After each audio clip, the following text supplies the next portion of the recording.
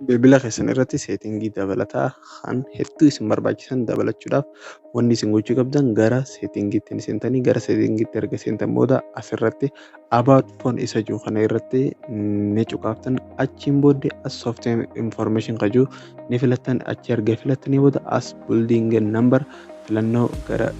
shakkana gajetanii building number kajuu kana ni argatan building number kajuu kana irratti yeroo torbaaf akkana cuqaafna akka lama saddeet shanjaa torba gara torbatti erga cuqaafne yoo ta'u koodii akka itti goonuuf nu gaafata san booda koodii erga itti goonee booda developer option nuuf bahaa jechuudha kana jechuun seetingii haaraa dabalataa bilbila keenya nu fayyadu asirratti nuuf bahee jira jechuudha developer option akka agartan seetingii hedduu nu barbaachisu qaba kanaaf itti fayyadamtan isin affeeraa as keessaa seetingii inni tokko isin fayyadu yoo jiraatu so as keessaa inni tokko gara gadiitti akkana gad dhuftanii okay animation skill isa jiru kana irra gara 0.5tti